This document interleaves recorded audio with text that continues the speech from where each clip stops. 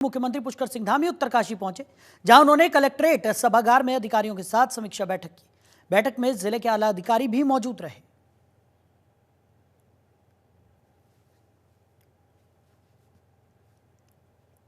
तो सीएम धामी ने अधिकारियों के साथ यह समीक्षा बैठक की। तस्वीरें आपको दिखा रहे हैं। अधिकारियों के साथ बैठक में तमाम जरूरी दिशा निर्देश देते हुए भी सीएम पुष्कर सिंह धामी नजर आए। तो बैठक में जिले के तमाम आला अधिकारी मौजूद रहे। बड़ी खबर आपको बता रहे हैं, उत्तरकाशी सीएम पुष्कर सिंह धामी पहुंचे थे, जहां आला अधिकारियों के साथ समीक्षा बैठक उन्होंने की।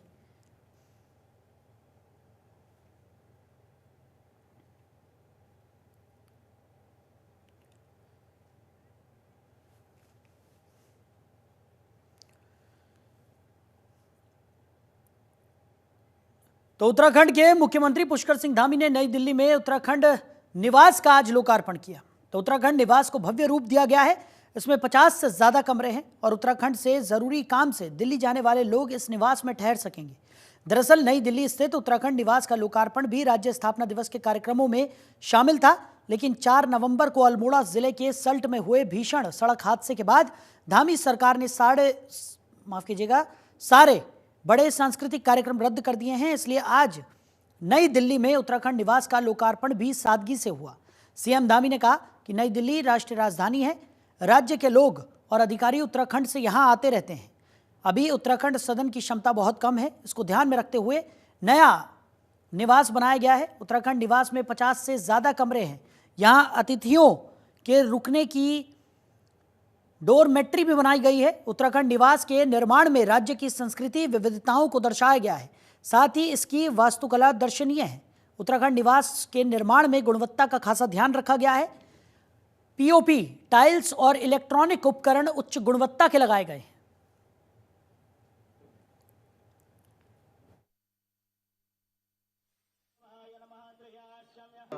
लंबे समय से सभी उत्तराखंड के लोगों को एक लंबे समय से प्रतीक्षा थी कि एक उत्तराखंड निवास बनकर हमारा जो है यहाँ पर तैयार हो और सब लोगों को यहाँ पर जब दिल्ली के लिए दिल्ली आते हैं या अन्य स्थानों को प्रस्थान करते हैं, तो आज वो प्रतीक्षा हमारी पूरी हुई है। और ये उत्तराखंड निवास हमारी लोक कला, लोक संस्कृति, जो हमारी विरासत है, उसको बढ़ाने का काम भी करेगा और सभी के लिए सुविधा होगी। मैं इस अवसर पर सभी इस निर्माण कार्य में, इस निवास को बनाने में हमारे सभी मजदूर भाइयों का, सभी संस्थाओं का, सभी हमारे अधिकारियों का, सभी जनप्रतिनिधियों का, सबका हृदय से धन्यवाद करता हूं जिन्होंने इसको बनाने में, और ये हमारी लोक कला, लोक संस्कृति को बढ़ाने के साथ साथ जो हमारे स्थानीय उत्पाद हैं, उन स्थानीय उत्पादों के लिए भी एक बड़ा केंद्र होगा। लोग यहाँ से उसकी खरीदारी कर पाएंगे। हमारा प्रयास होगा कि इसमें हमारे उत्तराखंड के जो पारंपरिक व्यंजन हैं, वो व्यंजन आने वाले अतिथियों को मिले और हमारे प्रवासी भाई बहन जो देश में अनेक स्थानों पर रहते हैं, उनको भी इस निवास के बनने से यहाँ से सुविधा प्राप्त होगी। उधर उत्तराखंड के 4 धामों समेत पंच केदारों के कपाट बंद होने का सिलसिला अब अंतिम चरण में पहुंच चुका है। सबसे पहले उच्च हिमालयी क्षेत्र में स्थित चतुर्थ केदार रुद्रधाम के कपाट बंद हुए, जबकि आगामी 17 नवंबर को बद्रीनाथ धाम के कपाट बंद किए जाएंगे। ऐसे में बद्रीनाथ धाम की यात्रा अंतिम दौर में है, लिहाजा बड़ी संख्या में तीर्थयात्री दर्शनों के लिए पहुंच रहे हैं। अभी तक 13 लाख से ज्यादा तीर्थयात्री भगवान बद्री विशाल के दर्शन कर चुके हैं। बात अगर बद्रीनाथ धाम की करें तो यहाँ लगातार श्रद्धालुओं की आमद बढ़ती जा रही है। बद्रीनाथ आने वाले श्रद्धालुओं का आंकड़ा 13 लाख से पार हो गया है। बता दें कि गंगोत्री धाम के कपाट 2 नवंबर को बंद कर दिए गए, जबकि यमुनोत्री धाम और द्वादश ज्योतिर्लिंग में एक केदारनाथ धाम के कपाट 3 नवंबर को शीतकाल के लिए बंद हो चुके हैं। इस बार बाबा केदार के दरबार में करीब 16,52,000 श्रद्धालुओं ने अपनी हाजिरी लगाई।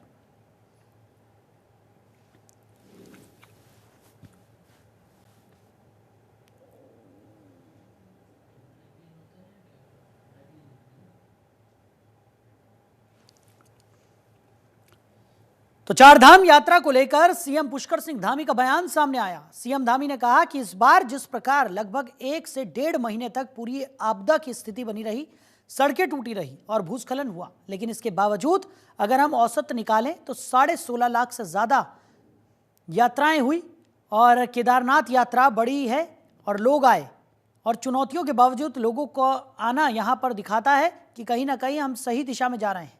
अगले वर्षों में हम और बेहतर प्रदर्शन करेंगे।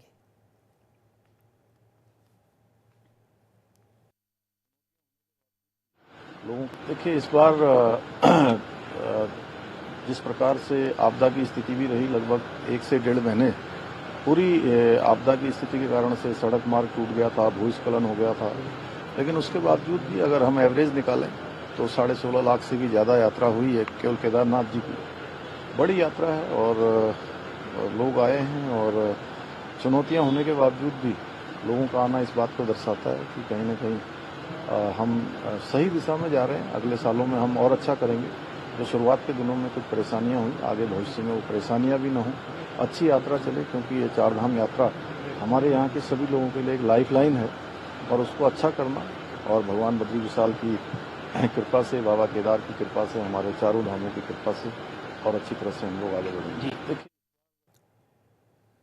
उधर अल्मोड़ा के सल्ट में हुई बस दुर्घटना के शोक में राज्य स्थापना दिवस की पूर्व संध्या पर प्रस्तावित सांस्कृतिक कार्यक्रम निरस्त कर दिए गए हैं। तो उत्तराखंड सचिवालय देहरादून में मुख्यमंत्री पुष्कर सिंह धामी की अध्यक्षता में हुई उच्च स्तरीय बैठक में ये निर्णय लिया गया।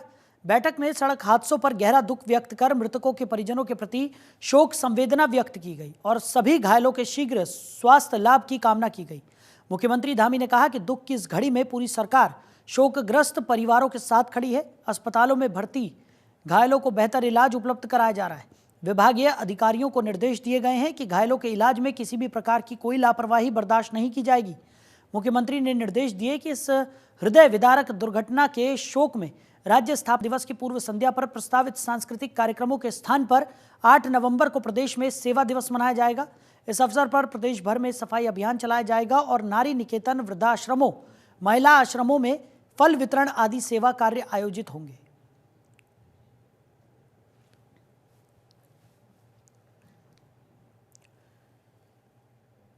उधर पुलिस मुख्यालय देहरादून में डीजीपी अभिनव कुमार की अध्यक्षता में बैठक हुई। बैठक में प्रदेश में अपराध की भी समीक्षा की गई। बैठक में निर्णय लिया गया कि राज्य में 10 नवंबर से पुलिस ओवरलोड, डग्गामार, शराब पीकर वाहन चलाने वालों के खिलाफ व्यापक स्तर पर चेकिंग अभियान शुरू करेगी। इसके साथ ही अल्मोड़ा के सल्ट में हुए बस हादसे के बाद पहाड़ी मार्गों पर यातायात प्रबंधन का मुद्दा भी उठा। डीजीपी ने कहा कि ओवरलोडिंग के कारण होने वाली सड़क दुर्घटनाओं को रोकने के लिए वाहन मालिक, ड्राइवर, कंडक्टर के खिलाफ अनिवार्य रूप से मुकदमा दर्ज किया जाए। प्रदेश में पिछले 10 वर्षों में ओवरलोडिंग के कारण हुई दुर्घटनाओं के हॉटस्पॉट वाले स्थानों को चिन्हित कर विशेष साइंस board, glowing board, crash barrier लगाने के निर्देश दिए गए।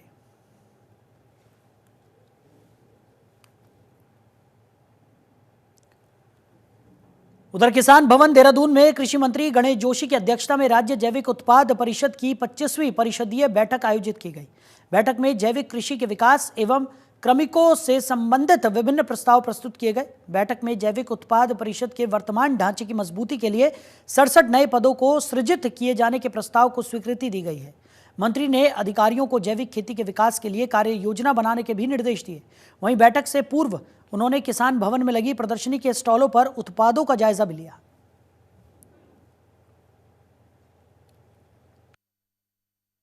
और धामी सरकार का संकल्प है कि 2025 में जब राज्य 25 साल का होगा, हम 50% से अधिक जैविक होंगे। आज हम 30% ऑर्गेनिक हैं। हमने संकल्प किया है कि हमारे कम से कम 95 ब्लॉक की 46 वैल्यू को ऑर्गेनिक करेंगे। आज हमारा एक जिला ऑर्गेनिक है रुद्रप्रयाग, हम 5 जिलों को ऑर्गेनिक करेंगे, क्योंकि आज ऑर्गेनिक खेती में इतना फायदा है कि जो चीज़ उदाहरण के लिए जो चावल 100 रुपये किलो बिकता है, अगर वो ऑर्गेनिक जाता है तो उसका दाम 250-300 रुपये हो जाता है। वहीं उत्तराखंड के सांस्कृतिक शहर अल्मोड़ा के ऐतिहासिक मल्ला महल में 5 दिवसीय न्याय के देवता गोलजीऊ महोत्सव का आयोजन किया गया है। इस महोत्सव का शुभारंभ केंद्रीय राज्य मंत्री अजय टम्टा व विधायक मनोज तिवारी ने किया।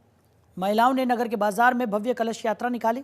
इस शोभा यात्रा में उत्तराखंड के साथ विभिन्न राज्यों की सांस्कृतिक टीमों ने हिस्सा लिया। वहीं विभिन्न स्कूलों के बच्चों ने भी शोभा यात्रा में शानदार प्रस्तुतियां दी। तो केंद्रीय मंत्री ने कहा कि गोलू देवता न्याय के रूप में जाने जाते हैं और समिति द्वारा गोलजू महोत्सव से सांस्कृतिक एवं धार्मिक विरासत आगे बढ़ेगी, जिसका लाभ युवा पीढ़ी को भी मिलेगा।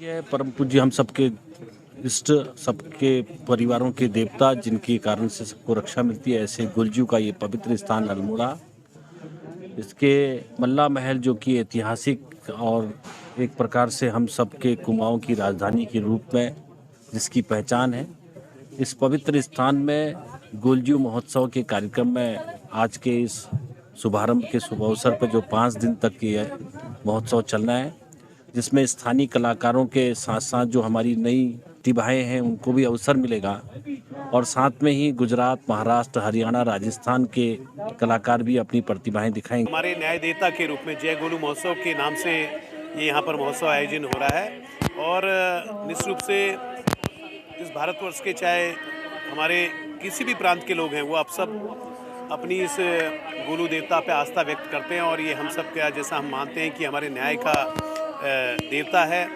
और इसी महोत्सव के माध्यम से हमारे यहाँ के जो स्थानीय कलाकार हैं वो हमारी संस्कृति से लोगों को रूबरू कराएंगे, जो हमारे पर्यटक यहाँ पर आएंगे, और हमारी जो लोकगीत हैं, लोक गाथाएँ हैं, लोक परंपराएं हैं, और उसके उन्नयन के लिए लगातार यहाँ पर समिति के माध्यम से प्रयास हो रहा है।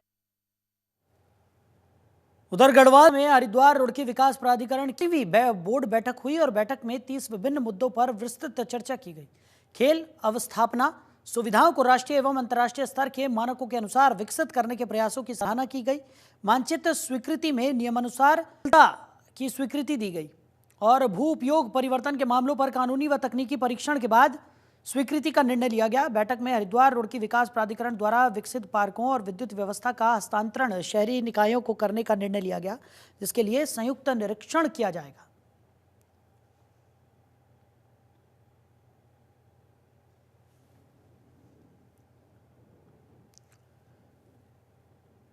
उधर रुड़की में रेलवे पुल के पास गिरे निर्माणाधीन पुल की जांच के लिए गठित उच्च स्तरीय टीम ने मौके पर पहुंचकर जांच की। इस दौरान टीम ने तमाम बिंदुओं की जांच की, साथ ही पुल निर्माण के लिए पहुंचे श्रमिकों से भी तमाम तरह की जानकारी। वहीं अब टीम अपनी जांच रिपोर्ट लोनीवी के सचिव को सौंपेगी, जिसके बाद मामले में शासन स्तर से आगे की कार्रवाई की जाएगी।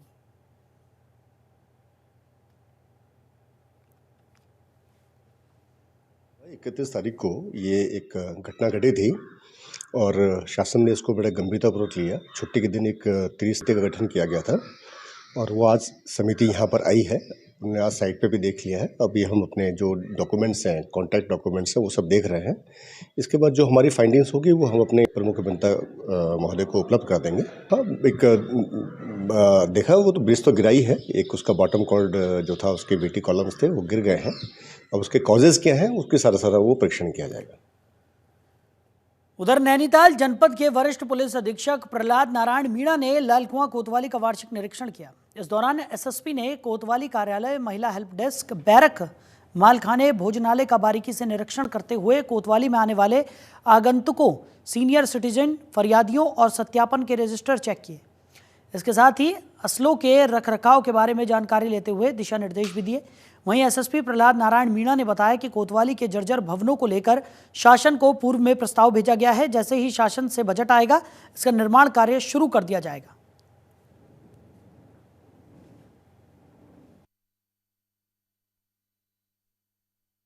है और जो यहाँ कर्मचारियों के रहने की भी सुविधाएं हैं, इनका निरीक्षण किया गया। साथ ही जो पब्लिक पे आती है उनके जो रजिस्टर बनाए गए हैं, महिला आगंतुक रजिस्टर है, जो सीनियर सिटीजन है उनका जो रजिस्टर है, उनका निरीक्षण किया गया। उनमें सब में एंट्रियाँ पूरी है। बाकी जो मालखाने के जो माल है उनका भी निरीक्षण किया गया है, और जो हमारे वेपन है उनका भी निरीक्षण किया जा रहा है। इसके साथ ही जो क्राइम रजिस्टर है उनका भी निरीक्षण किया जाएगा। तो अभी तक का जो निरीक्षण है उसके हिसाब से यहाँ एंट्रियाँ पूरी है। मालों के जो रखरखाव है उसको लेकर कुछ दिशा निर्देशन तो दिए गए हैं, और बाकी जो क्राइम के रिगार्डिंग जो अपडेशन होना है CCTNS में और बाकी इन सब में, उसको लेके भी निर्देश जारी। तो अगली खबर पौड़ी से है, जहां थलीसैंण ब्लॉक के कपरौली गांव में ग्रामीणों ने ग्राम प्रधान पर विकास कार्यों में धांधली और भ्रष्टाचार करने का आरोप लगाया। ग्रामीणों और आरटीआई कार्यकर्ता ने बताया कि सूचना के अधिकार के तहत ली गई जानकारी में जो कार्य कागजों में दिखाए गए हैं वो धरातल पर मौजूद नहीं है, जिससे ग्राम सभा में किए गए विकास कार्यों में बड़े पैमाने पर वित्तीय अनियमितताओं का पता चला है। तो ग्रामीणों ने ग्राम सभा में दर्शाए गए विकास कार्यों को धरातल पर पूरे किए जाने की मांग करते हुए दोषियों पर भी कड़ी कार्रवाई की मांग की है। वहीं जब मामले में ग्राम प्रधान विमला देवी और प्रधान पति प्रशांत सिंह रावत से फोन पर बात की गई तो वो गांव से कहीं दूर होने का हवाला देते हुए अपना पल्ला झाड़ते हुए नजर आए। पूरे प्रकरण को लेकर मुख्य गिरीश गुणवंत विकास अधिकारी ने जांच अधिकारी नामित करते हुए जल्द मामले की जांच कर उचित कार्रवाई का भरोसा दिलाया है।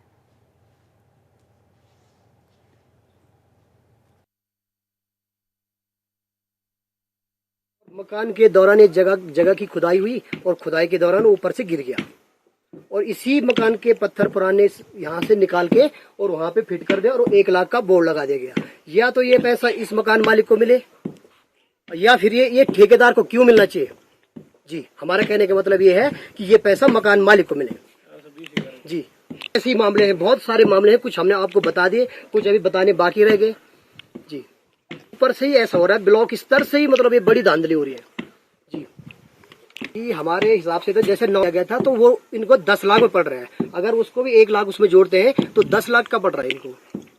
और जाहिर सी बात है कि अगर हम मकान का किसी को ठेका देते हैं तो उसकी चारों तरफ नींव देख के सारा कुछ देख के हिसाब से ही देते हैं। कोई इस तरह का आरोप है या कोई इस तरह की अनियमितता हुई है तो उसकी जांच करा ली जाएगी। और जो अभी जैसे आपने बताया तो इसके बारे में मैं जो वहाँ पे खंड विकास अधिकारी हैं उनसे आदेशित कर दूंगा कि इसमें इसकी जांच कर लें क्या मनरेगा की जो मजदूरी है वो पात्र व्यक्ति को ही मिल रही है या किसी अन्य को भी इस तरह से वहाँ पे कार्य दिया जा रहा है, तो उसके बारे में जांच करा ली जाएगी। आरोप जो लगे नहीं, वो उसमें जो भी इस तरह की अगर कोई आरोप है तो उसकी हम जांच कराएंगे और उसमें जो भी आवश्यक कार्रवाई है उसको करेंगे, उसको हम कराएंगे और उसमें जिले से किसी अधिकारी को भेज के। ये पहले कोल्ड स्टोर था तो गांव में बजट आया होगा घी ग्रोथ का, तो उन्होंने कहा ये बिल्डिंग यूज नहीं हो रही, ठीक है, इसको घी ग्रोथ बनाया। घी ग्रोथ बनाने के बाद इस पे 16 लाख का लागत है, इस पे जो बजट है 16 लाख का है, लेकिन वो 16 लाख कहाँ पे लगा। कागजों में तो दर्शा रखा है वो काम, लेकिन धरातल पे वो काम हो नहीं रखा। कागज में तो है, डॉक्यूमेंट सब हैं, लेकिन धरातल पे वो काम है ही नहीं। जो है प्रधानी तो मतलब ऐसी अनिर मचा रही है यहाँ कि बाढ़ सुरक्षा दीवार कहाँ बनती है, जहाँ कटाव होता है जमीन का वो धार में बना रखी है अपने निजी स्वार्थ के लिए, अपने मकान पे है कि नहीं। जिस ने सामूहिक बनना था वो अपनी नए मकान पे वो दीवार दिखा रखी है। 9 लाख का ठेका देखा है, जब इसकी कटिंग हुई है, कटिंग के दौरान ही गिरा है। ये मेरे को अब पता लगा जब ये बोर्ड लगा है ना, 1 लाख रुपए, 1 लाख रुपए से मुझे कोई मतलब नहीं है कि मेरे खाते में 1 पैसे भी नहीं आया। उधर हरिद्वार जिले के ग्रामीण क्षेत्रों में जंगली जानवरों की दस्तक थमने का नाम नहीं ले रही है। ताजा मामला भाद्राबाद के खेड़ली गांव के पास का है, जहां एक हाथी के आने से ग्रामीणों में दहशत का माहौल है। हाथी को देखने के लिए राहगीरों की भीड़ जमा हो गई। ग्रामीणों का कहना है कि वन विभाग जंगली जानवरों को आबादी क्षेत्र में आने से रोकने में असफल साबित हो रहा है। स्थानीय लोगों ने बताया कि वन विभाग को कई बार सूचना देने के बावजूद इस समस्या का स्थायी समाधान नहीं हो पाया है। ग्रामीणों ने वन विभाग से मांग की है कि जंगली जानवरों के मानव बस्तियों में प्रवेश को रोकने के लिए प्रभावी कदम उठाए जाएं।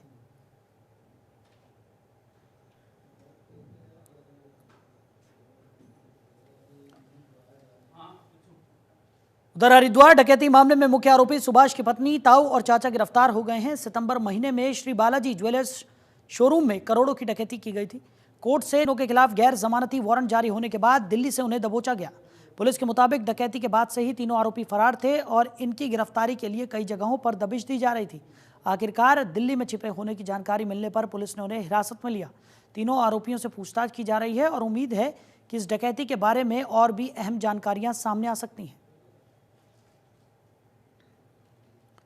तो डकैती मामले में मुख्य आरोपी की गिरफ्तारी यहां पर हुई है। सुभाष की पत्नी, ताऊ और चाचा भी गिरफ्तार कर लिए गए हैं। तो ज्वेलर्स शोरूम में करोड़ों की डकैती हुई थी और गैर जमानती वारंट जारी होने के बाद दिल्ली से इनकी धरपकड़ की गई। तो मुख्य आरोपी को भी गिरफ्तार कर लिया गया है। वहीं सुभाष की पत्नी, ताऊ और चाचा भी गिरफ्तार किए गए हैं।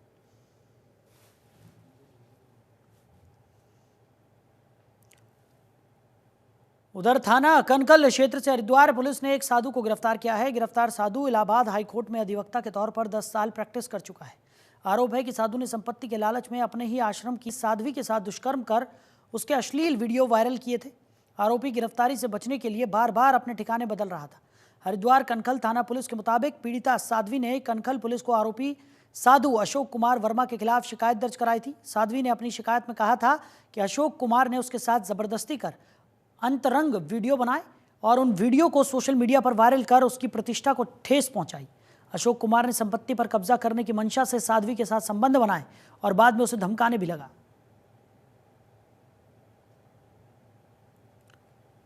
तो आश्रम को हथियाने की साजिश यहां पर रची गई थी। बताया जा रहा है कि साध्वी के साथ दुष्कर्म को यहां पर अंजाम दिया गया। उसके बाद साध्वी ने शिकायत दर्ज कराई। कनखल पुलिस ने आरोपी को गिरफ्तार यहां पर कर लिया है।